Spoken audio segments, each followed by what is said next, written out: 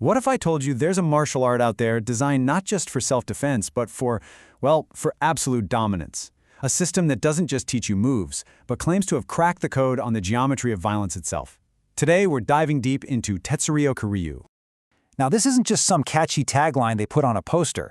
This is the entire game plan. It's a three-step process designed to end any fight, almost before it even gets started. So here's how we're going to break it all down. We're going to look at what they mean by the geometry of violence. We'll unpack this 45-degree truth and see why it's so important. Then we'll see how it holds up in the dojo and against some pretty legendary fighters. And finally, we'll find its breaking point. All right, first things first, what is Tetsuryoku-Ryu? You can think of it as a modern hybrid martial art. It's built for one thing and one thing only, taking total control, especially when you're facing more than one opponent. This isn't about honor or tradition, it is purely about results.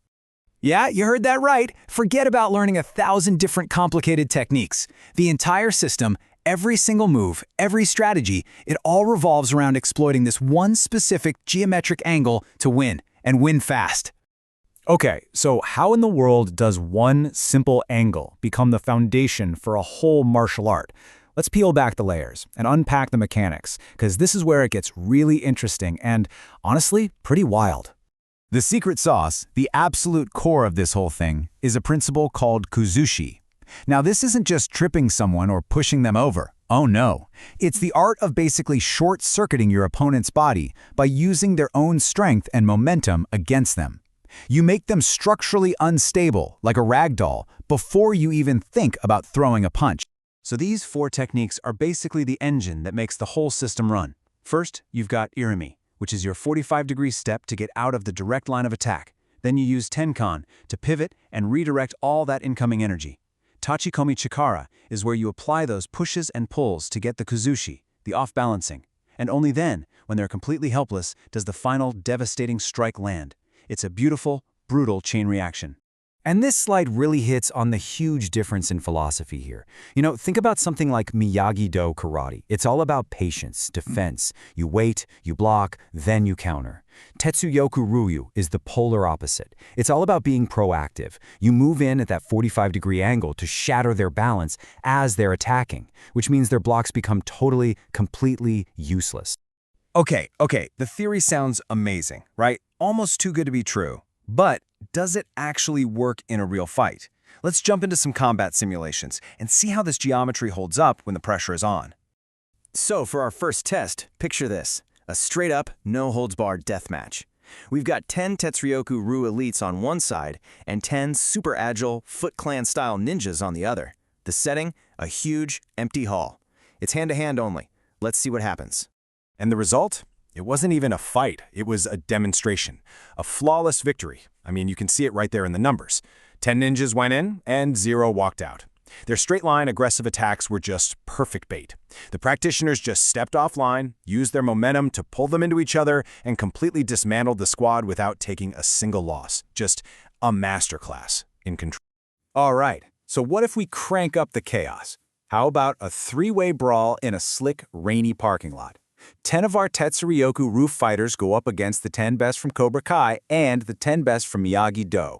We're talking 30 fighters in total mayhem. Just look at that table. It is pure annihilation. Cobra Kai's whole strike-first strategy got shut down instantly. Their blitzes turned into stumbles. Miyagi-Do's perfect blocks totally bypassed. The Tetsuryoku-Ryu fighters took barely any losses because they were literally grabbing their opponents and using them as human shields. As a very sore Daniel LaRusso said afterwards, it's not karate, it's physics. So if the system is the theory, what happens when one person takes that theory to its absolute God-tier peak? Well, that person has a name, Master Q. He is the ultimate and, frankly, terrifying application of everything we've been talking about. I mean, his resume is just insane. He fought Master Shredder and used the 45-degree entry to literally make Shredder stab himself with his own claws. He faced those 5 Bruce Lee clones, the same ones who wiped the floor with 10 elites, and he just annihilated them. And get this, he dismantled the entire Mighty Morphin Power Rangers team, turning all their cool acrobatics into fatal mistakes before they could even shout, "It's Morphin time." So this all leads to the big question, right? Can this system even be beaten? It sounds like a cheat code for combat, but you know what they say, Every system has a weakness. Every code has a bug. So let's find out where the geometry finally breaks down. The first and, let's be honest, most obvious weakness is just simple math. Look at this chart. You can see the success rate absolutely plummets as you add more opponents. The system is a beast against small groups, but once the numbers start to swell, fatigue becomes a real problem.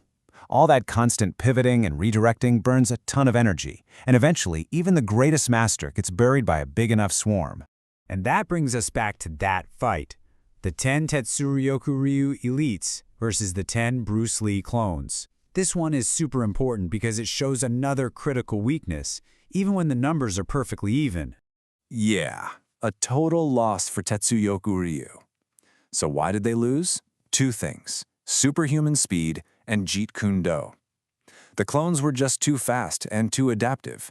They could literally intercept the attacks before the 45-degree angle was even complete, flowing around the rigid system like water. It proved that if your opponent is fast enough and unpredictable enough, they absolutely can beat the geometry. And that leads us to the final test, the boss battle. What happens when Master Q, the master of physical geometry, goes up against opponents who just don't follow the laws of physics at all? Let's bring in the heavy hitters from Mortal Kombat. And this is it. This is the hard limit. A perfect 45-degree entry means nothing to a guy who can teleport. The principle of kuzushi has zero effect on a specter from hell who breathes fire.